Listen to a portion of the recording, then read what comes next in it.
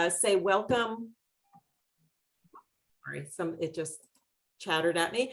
Welcome to the UNC Center for the Business of Health. This is our Career and Networks program.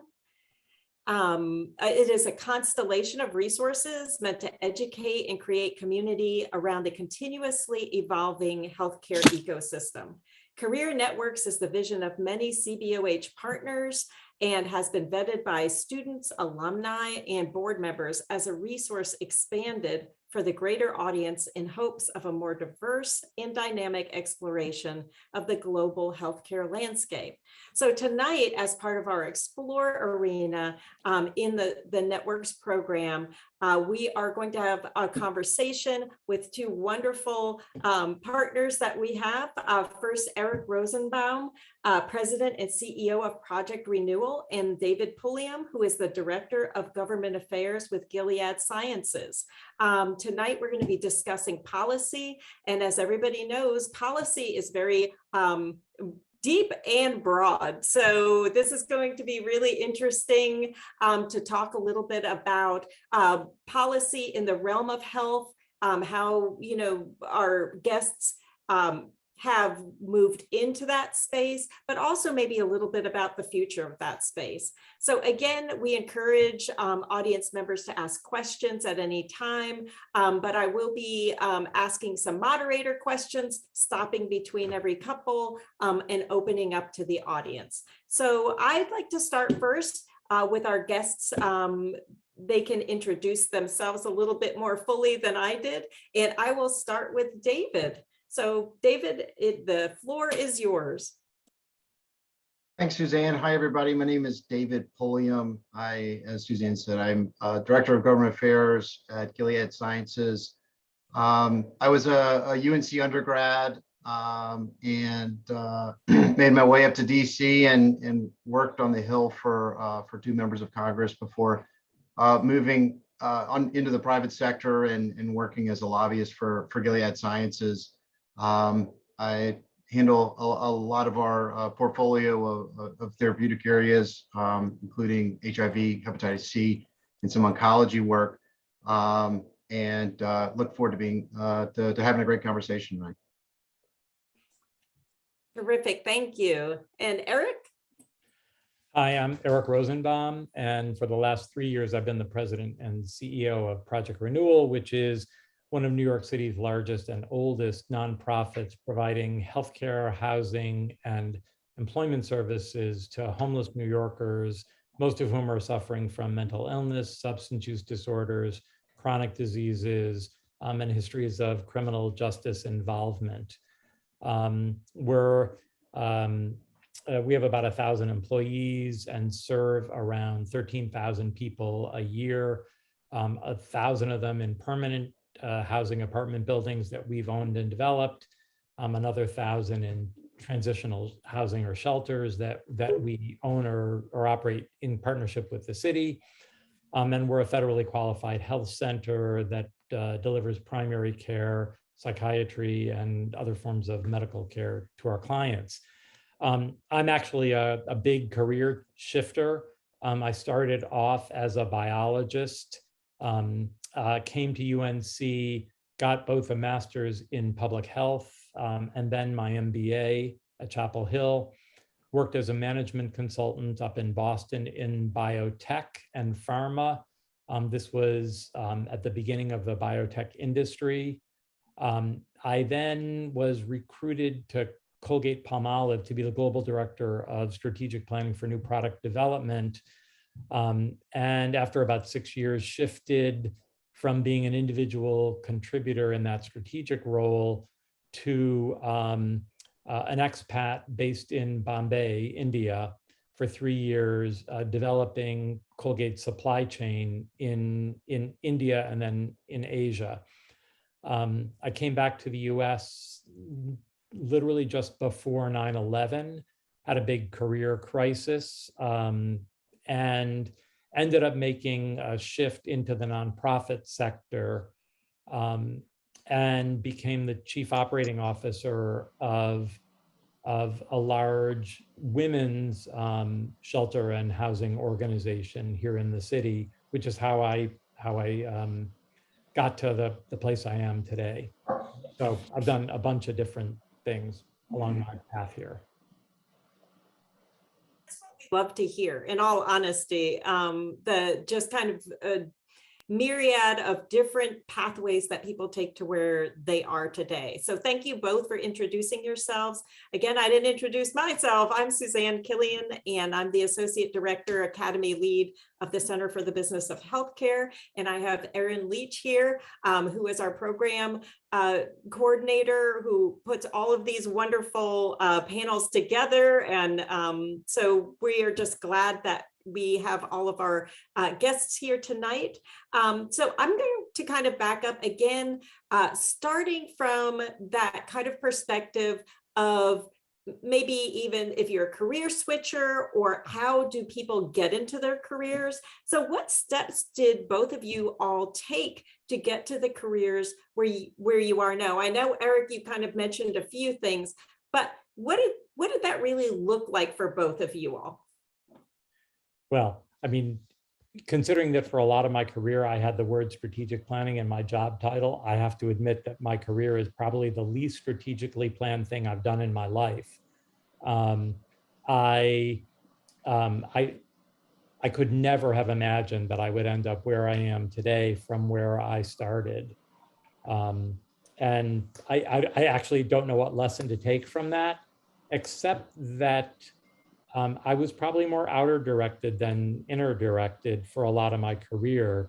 Just did things that I thought were interesting and fun in places that I was interested in, without really thinking about how I wanted to contribute or where I wanted to make an impact, or what skills I wanted to develop. Let me stop with, I will say that that the shift into nonprofit, and specifically into the CEO role, was a very conscious choice that took a lot of work to get to, because it required that I developed a whole different set of skills than the ones that had made me successful up until that point in my career. Thanks. And David? Yeah, sure. It's really from where I stand now. I really wasn't a political animal growing up, and wasn't too involved in politics. My undergrad degrees in Chapel Hill were in economics and environmental studies, and so, you know, I started to become interested in what was going on in environmental policy, really, and in Chapel Hill, and you know, graduated during the recession. And so DC is, you know, as they say, recession proof. So I moved up and blasted my resume all around town, and ended up working or finding an internship with an office, a member of Congress who was a physician. And pretty soon after I started working in the office, he found that I could handle an Excel spreadsheet, and very quickly I moved into, you know, trying to figure out per capita caps in Medicaid, and really dove headfirst into the immense policy challenges that our government programs have in delivering care efficiently. And you know, I really, from that point, just saw the breadth of information, and the really the problems that we have in wanting to find solutions, and really, you know, that appealed to me from a problem solving perspective, and so really dove into healthcare policy. And you know, I guess a lesson I would take away from that is that, you know, no matter where you find yourself, if you find big problems and you see a lot of energy headed in that direction, that might not be a bad place to kick around and see if you can't find something that appeals to you.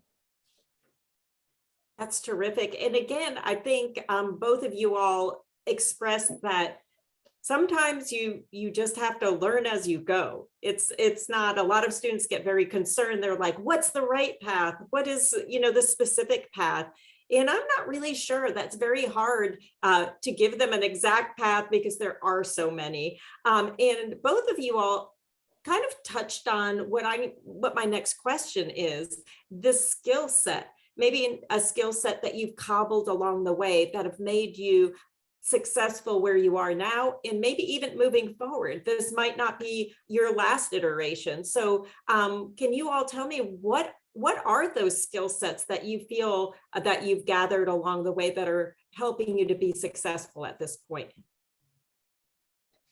Sure, I'll go first, Eric, and then I'll let you hop in. I think having flexibility, whether it's in your path, whether it's in a day-to-day and speaking to different people and to different audiences, and really, taking the time to understand issues, to not go in with, or to limit your preconceived ideas as you're diving into projects, and really letting, your work and as the situation evolves, really using that to push you towards a path, I think is incredibly important. Being able to connect with different people on different issues and finding common ground is incredibly important. And in politics, it's really, how things ultimately get done. I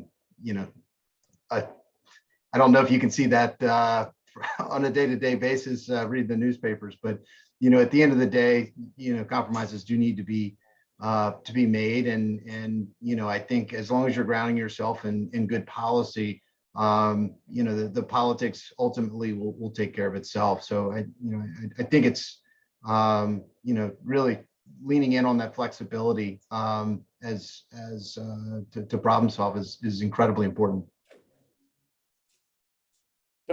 I would say that the skill that most differentiated me early in my career was kind of that of being a translator. So I had a background in biology, and I came to business school to learn about this thing called business that I knew nothing about. But at the beginning of the biotech industry, there was a desperate need for people who could translate the science for people who were investing in this technology. And who could explain it in both directions. So my summer internship, I remember, was at DuPont. DuPont was a chemical company whose scientists were starting to tinker with biology. And the management at DuPont was trying to figure out, like, what are these people doing? Where's the business opportunity in it? And how do we manage this? And I was able to talk to the scientists in their own language, translated into kind of management systems and a financial framework. And I would say for the first bunch of years of my career, that really was what set me apart. When I was at Colgate, it was absolutely the same thing. Translating, the management would come over to the research labs, and the scientists would talk a lot of jargon, and management would get frustrated because they really didn't understand it. And so when they don't understand something, their natural response is just to cut the budget, because that'll teach them. And so that was kind of the dynamic that was happening until I got there. I was able to help to develop a framework by which executive management could actually figure out how investments in research and development or in new product development would implement the business strategy of the organization. So that was that evolution of the translator strategy. But when I wanted to grow and develop in my career, I needed to learn how to be more than an individual contributor. So it was less about my own intelligence and my own ability to analyze a situation, and more about my ability to mobilize a group of people who were smart around some of the strategic issues that we were struggling with. And I think my 3 years as an expat in India gave me an opportunity to morph or to evolve from an individual contributor, translator, to a function in which is really all about translation, because supply chain management is about how you translate customer demand for a product into the supply system which can deliver it, and get those two processes or parts of an operation to actually communicate. And then more recently in my career, it's been moving from being an organizational manager to really being a leader. And that's about setting a vision, defining a culture, managing a network of relationships, particularly external relationships with policymakers in government, relationships with funders, relationships with advocacy groups, all of whom are, terribly interested in this issue of homelessness, and have different perspectives on, how to solve it or just make it go away, which is what they often want to do. I'll stop there. Terrific. And this is really valuable because I just see some of our audience members who are dual degree students, again, with that translation piece, that flexibility piece, as David mentioned. I think that is, somewhere that they can rest their laurels, that is exciting for dual degree folks who kind of know some of the other language and can help gap and translate. David, let me ask you this though. Eric just mentioned some of the relationships and stakeholders he has. Can you tell us a little bit about the relationships that you have being with like a science company? What does that look like in DC? Yeah, it's really interesting. Some of our constituencies are the same as Eric's. You have advocacy groups, you have you have think tanks who are you're working closely with to make sure that or to build a big of group of people around certain policies as you can.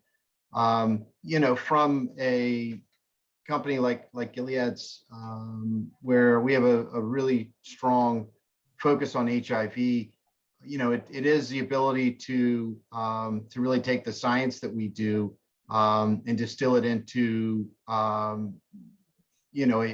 message that policy makers can understand. So there is a lot of translational work as well in describing new science, describing new techniques, but in a way that someone without a biology background or with more of a liberal arts background or lawyers, what it means and how it's going to impact their constituents. So there is a lot of amazing science that's going on right now, and in trying to figure out techniques to explain it to a layperson is incredibly important as we really defend innovation in our ability to change patients' lives both now and in the future. Terrific, thank you. Yeah, I guess just in real life, how many of us knew what a coronavirus was, right? 2 years ago. So there's been a lot of good translation going on. Same with the retroviruses, and just, again, just when you think about any of the health challenges that we have. So I'm going to throw the ball out to our audience to see if anybody has any questions. If you want to turn on your mic, you can, turn on your camera. So anybody, go ahead and ask away.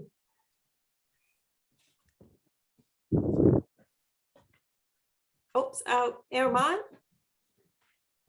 Thanks, Susanne, and thank you, David and Eric, for being part of this today. My question is around, I believe, David, you said you worked in government affairs, and was wondering if you could talk a little bit about how the nature of that, like how that role approaches policy, and maybe the difference between being like a policy analyst or influencing policy from maybe just an academic standpoint, which is how I think about it a lot in school, is like from the system overall. But when you're in government affairs, you're thinking about policy from the lens of the company that you're working at. If you could talk a little bit about that difference and how how you felt or didn't feel like you could actually influence policy versus just track and analyze it on behalf of the organization you work for?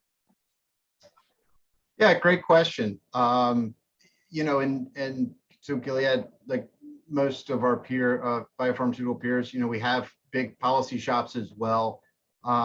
Really what I do is to take the policy that's developed and to either, work directly with policymakers and try to explain why the policy could be beneficial to their constituents. And at the same time, building coalitions of patient groups, of peer companies to really build support for whatever the policies are that we're trying to advocate for. There is a ton of kind of policy work and tracking of policy and developing of policy going on. That I help with, but we have a team that does it as well. You have trade organizations and think tanks that are also developing policy. So it's really connecting, with all the different people in the, really the influence sphere of DC and getting, and I work in DC, so that this is a DC centric, but it could be a state capital, or it could be, a foreign capital, or really wherever policy decisions are made. But really trying to build support and momentum for policies that you want, or try to work to change policies that we see as harmful. Thank you, I appreciate it. And do we have any more questions for the meantime? That was a fantastic question. All righty, well, I'm going to kind of move on with some of our questions. Now, again, just kind of as the question stated, there are different types of, roles within policy. Now, in both of your companies or organizations, I should say, what do you feel that the industry or your company looks for in a candidate? And I'm specifically asking this in a couple of different ways for your two different organizations and roles. Many students want to get into the nonprofit arena. So Eric, on your side, I kind of want to help the students understand or know, like, what are those, what do organizations look for? Do people just kind of come out of like an undergrad, or do you come out of an MBA and just kind of jump into a CEO role, or what are the steps moving there? And then on David, on your side, I think it would be really interesting to understand how to get into those roles in government affairs, because I do think that these both are kind of mysteries for students and others. So I'm going to throw it to Eric to start with the kind of the nonprofit world. Okay, so I'm actually thinking about this from the perspective of what we're recruiting for right now. So right now, I'm recruiting for a chief compliance officer. I'm recruiting for a chief program officer. In a year or so, my CFO is going to retire. And I'd like to create a position for a vice president of external affairs focused on community engagement. Literally someone whose full-time job is managing our relationships with elected officials, with community boards, with neighbors around the facilities that we operate, in the 5 boroughs of New York City. The main pipeline for our work is social work. So for most of the roles in our organization, like I said, we have 1,000 employees, probably 500 of those jobs come up through a social work pipeline. But there's a lot that don't. So if you wanted to be the CFO at Project Renewal, I would say you actually don't necessarily need to be a CPA. I think our controller would probably need to be a CPA, but not our CFO. But you would need to have experience either in real estate development and management, because we have about a $300 million development pipeline of real estate projects. Probably people don't think about that when they think about the kind of work that we do as a human services agency, but we have hundreds of millions of dollars worth of real estate. We also are a healthcare finance organization. So someone who has experience in a healthcare delivery environment, like a hospital or community clinic, that would be important. But at the CFO, what I'm really looking for is someone who manages risk for the organization and who can negotiate deals for us. So it's far less about accounting at this level than it is about managing the dynamics of a business, because the people who do the accounting are they're going to report to you and manage that. Chief Compliance Officer is going to be someone who's familiar with government regulations. The bulk of that is, again, going to be in healthcare because it's the most highly regulated part of what we do. But also, because we deal with addiction, there's an enormous amount of regulation around substance use treatment, the environment in which that can happen, et cetera. And if you're going to be in community relations or community affairs, then a background in government affairs like David would be phenomenal. We work with a lobbying firm, and it's not unlikely that someone who's had that kind of experience would come in to be in external affairs for us. A couple other key areas that might be relevant: healthcare operations. We operate licensed clinics. We think we are the largest provider of mobile medical care in New York City, meaning we have a fleet of vans that are licensed medical clinics. One that does nothing but mobile mammography or breast cancer screening. One that is literally a primary care clinic on wheels. You can't imagine what it takes to keep those things up and running. So an operations background would be really, really important for a role like that. So I hope I'm giving you a little bit of a flavor of all of the roles in our organization that might be relevant to someone who's coming up through the business school and interested in a nonprofit career. I'd also say one other area, we're becoming increasingly involved in policy formation itself.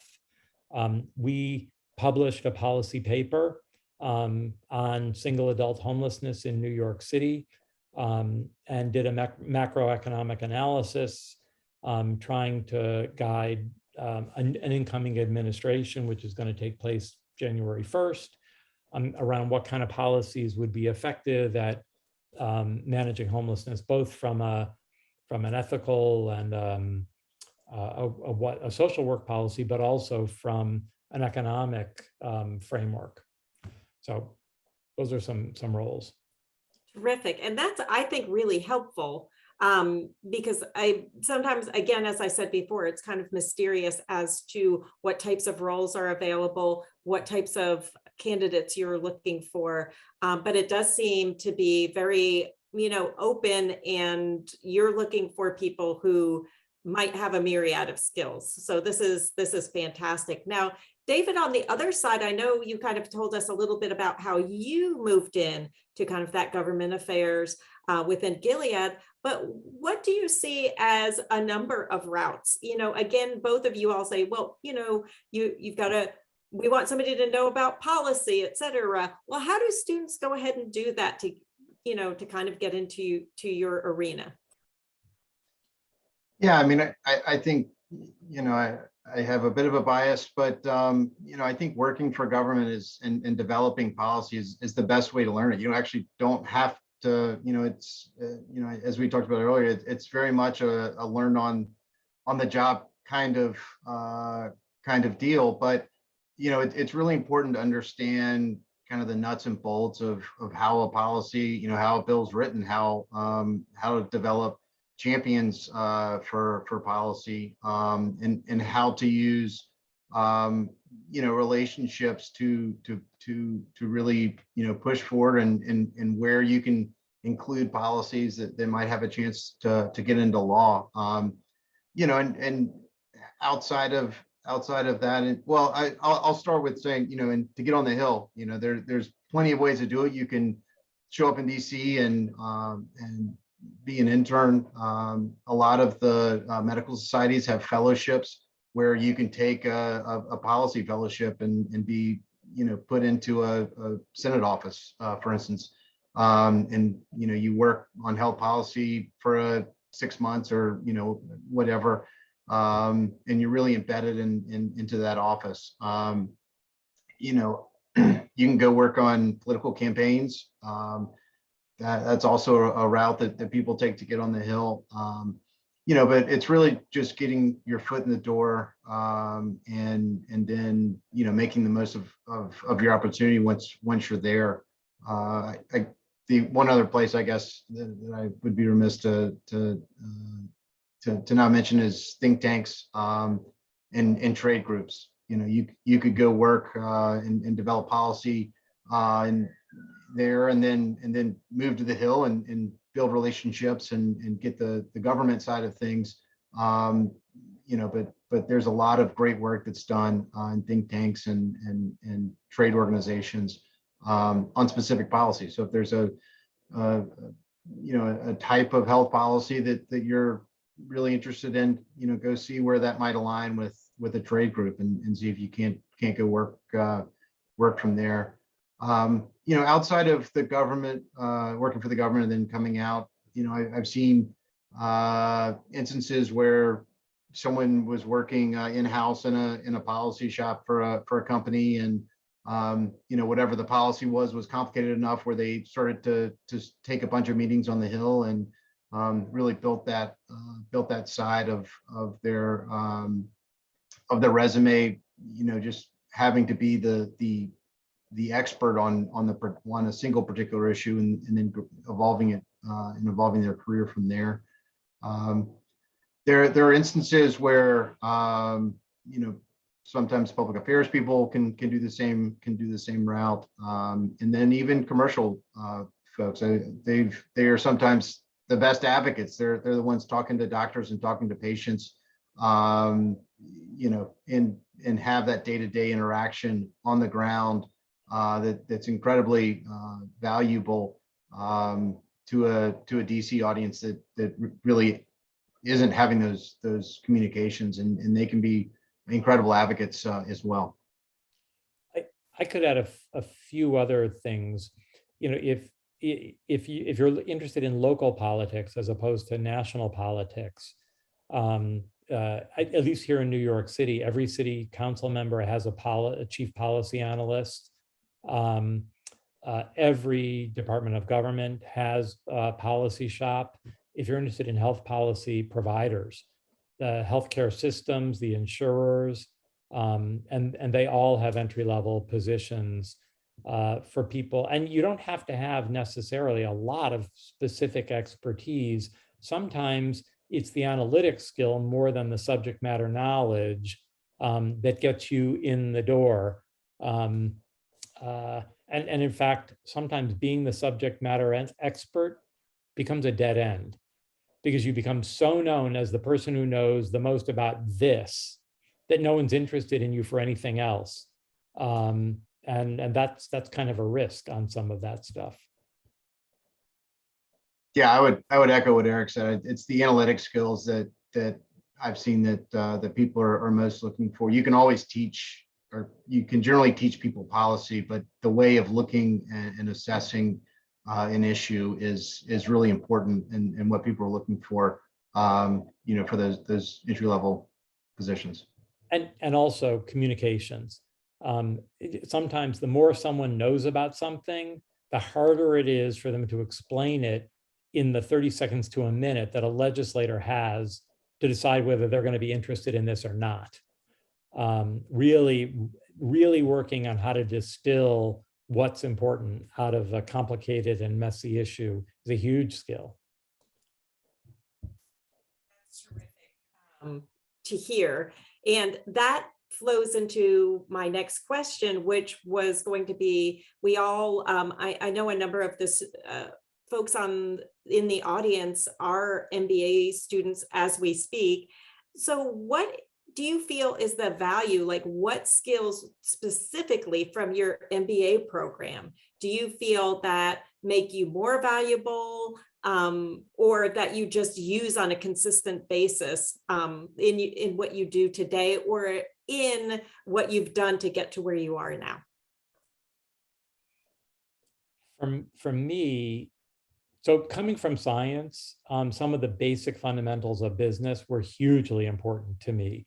I was one of those students who had to go to remedial accounting so I wouldn't humiliate myself on the first day of class because I didn't know a debit from a credit. And so those skills were pretty basic and important to me right off the bat. One set of classes that didn't become meaningful to me until years after I left were organizational behavior. Understanding how organizations are structured. That stuff made no sense to me, and I didn't even understand why we were studying it when we were there. But as I grew into managerial and leadership roles, that kind of stuff became much more important. I'd also say that intellectually, the content of the MBA program was not exactly the hardest stuff I'd ever studied, but the relationships I formed with my classmates were very important.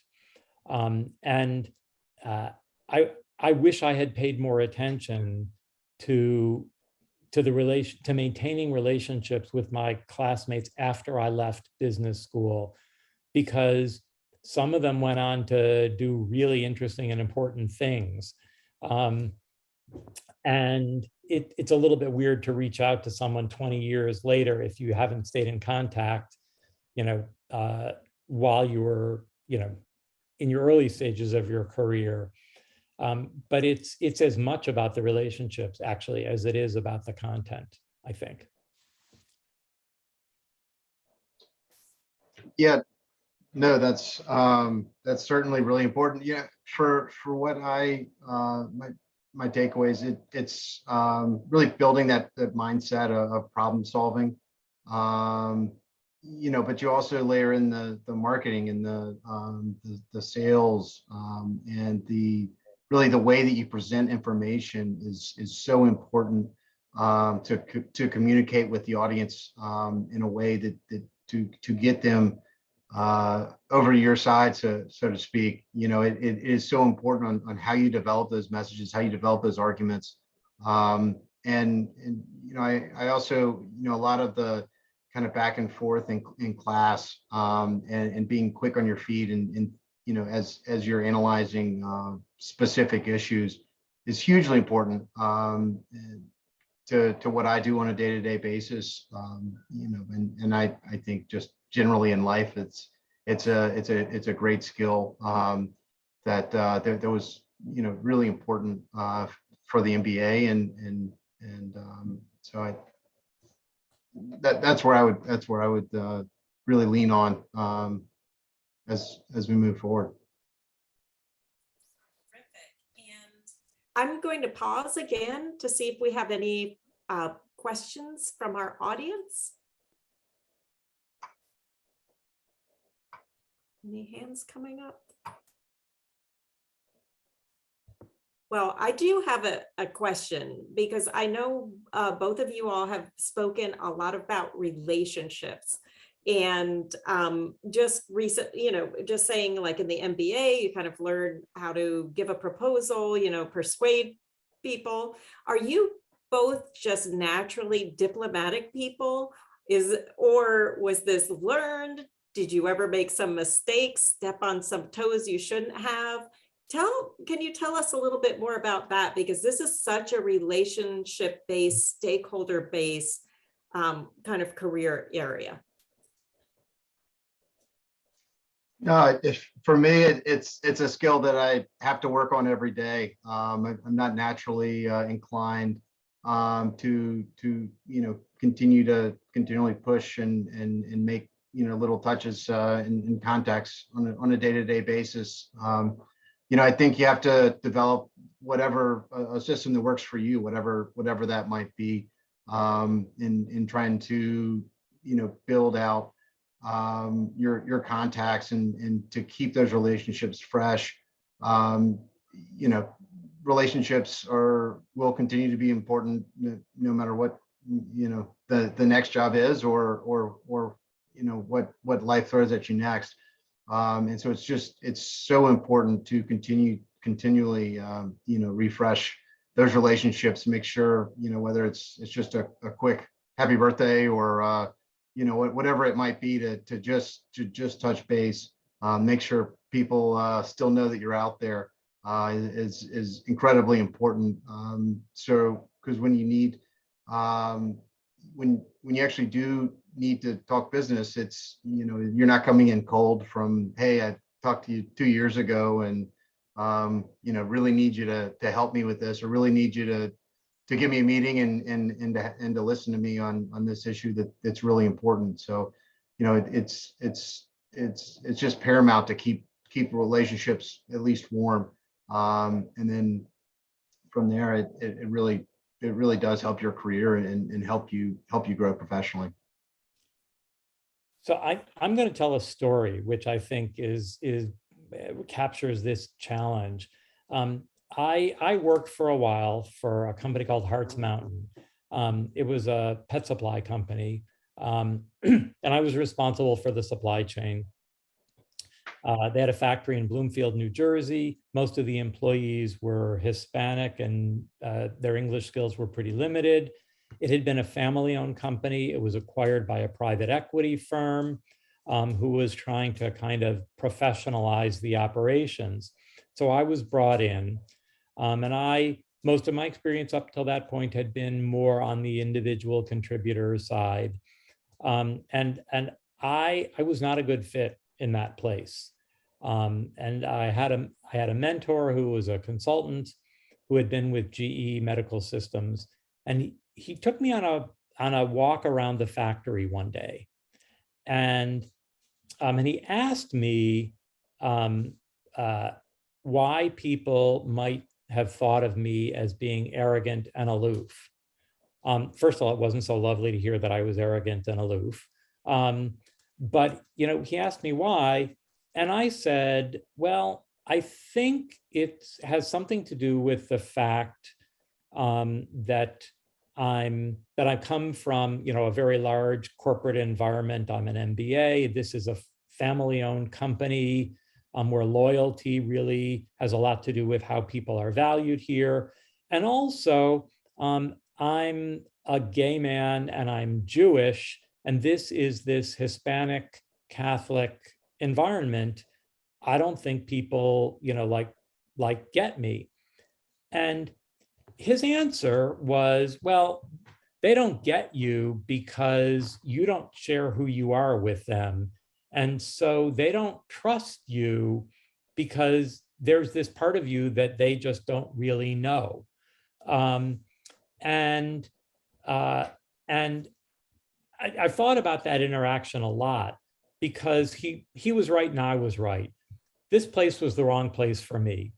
I wasn't going to build the kind of relationships there that would be meaningful to me and meaningful to them. So it was a bad fit and I needed to leave. But it was also a lesson for me that if you can't bring your full self to the relationships you're forming, people are going to know something's missing and they'll wonder what it is. And that's going to interfere with your ability to build trust when you need it.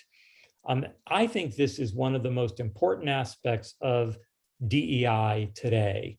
It is that if people don't feel that the workplace is safe for them to be who they most fully are, it interferes with building the kinds of relationships of trust that you need to get difficult things done.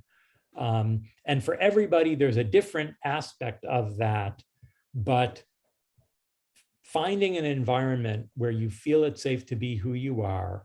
And by the way, that doesn't mean, showing it all the time, but it means that who you are essentially is welcome in this place. That makes a huge difference. Yeah. That's terrific, because I feel that very much leads into one of our audience's questions over here in the chat. Could you both talk more about your transition from an individual contributor to a people manager, and what are some things you wish you knew during the transition? So that sounds a lot like maybe you're beginning to be, thinking about the collective. So I was going to say, either of you, please go ahead and start us off here. Eric, I think you've got more experience with this one, so please. So when I was at Colgate, I had the opportunity to work with a woman who she had a PhD in organization development. So she had an academic background in this stuff, and she brought an incredible treasure trove of learning and material to me about how organizations form. And one of the most important things I learned is, number one, there is a framework for this. It's not just intuition, and it's not just being nice to people or being thoughtful or respectful. It is also understanding structure, understanding the difference between a matrix organization and a geographic organization or a functional organization. Understanding different styles of conflict management, understanding what style you're most comfortable in, and training yourself to understand in what situations that style is appropriate and in what situations other styles may be appropriate, and making yourself be comfortable in styles that aren't your natural style.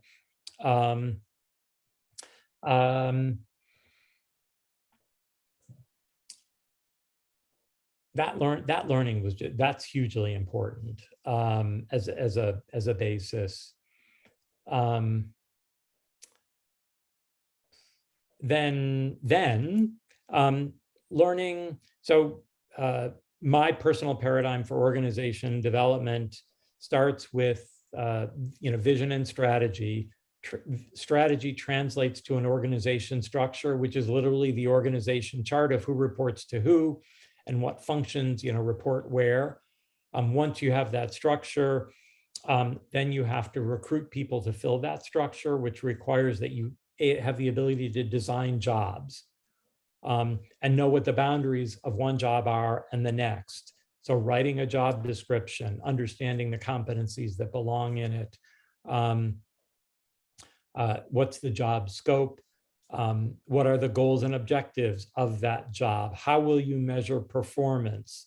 The ability to give feedback, to structure how you'll give feedback, coaching and mentoring, or training to give people the opportunity to grow and develop, career planning and succession planning, giving people a sense not only of what they need to do to be successful today, but what helping them shape their own vision of their career path and giving them a sense of what experiences they're going to need in order to get over that hump.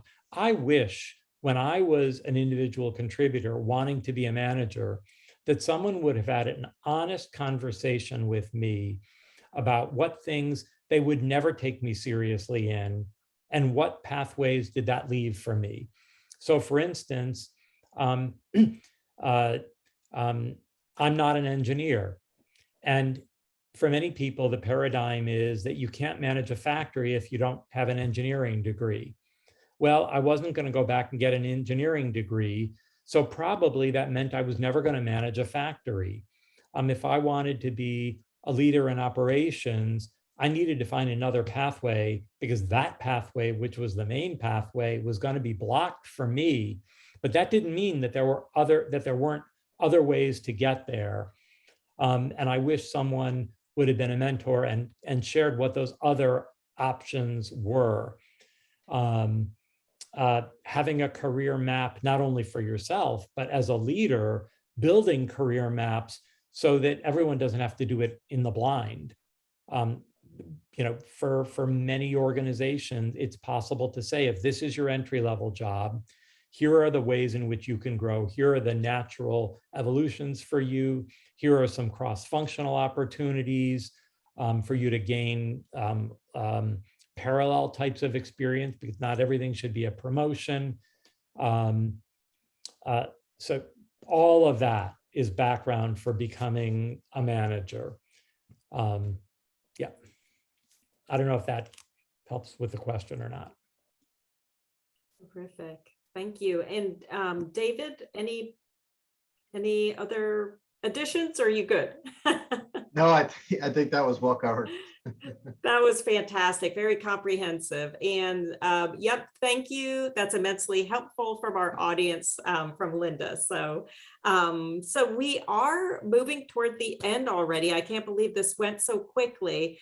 But I feel that you all gave such, just wonderful insight into what you do, the different ways in which you got there. I also appreciate the vulnerability, kind of talking about, well, maybe you're not always right for every single role that you ever have. That's really important to know, that that's not the end of the world. And what you learn, you can move on with, and kind of morph into your next opportunity. So I kind of want to ask just kind of like an enjoyable question. Not that these aren't enjoyable, but this is kind of a personal question. I feel like, what are some of the books and online publications that you all find valuable in your work, or have found valuable in your personal growth?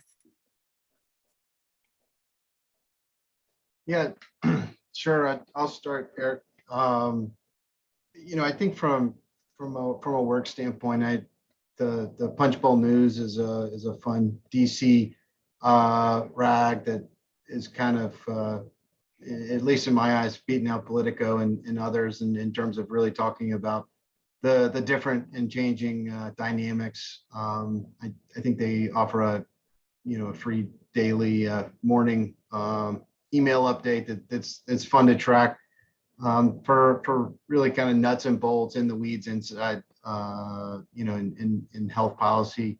Inside Health Policy is another great news generator as well. And then I like to read Morning Consult, which is a news aggregator that they send out a morning email with a bunch of articles from kind of all over the country on different breaking health issues that are in the news. It's always important to kind of see what the media is locked in on, to see if there's something there. So that's kind of those are my daily check-ins to see what's going on. Okay, so I'll be both fun and controversial here. I'll say that most business writing that I have come across, most business books, I despise them. I think they take 100 pages to say what you can get from the flyleaf pretty quickly. So I'm not a big fan of spending my time with that stuff. I'm more interested in biographies and stories. And I, when I wasn't binge watching Netflix, I was going back and rereading the classics. And so one particular book that speaks to me at this moment in time is Charles Dickens' A Tale of Two Cities.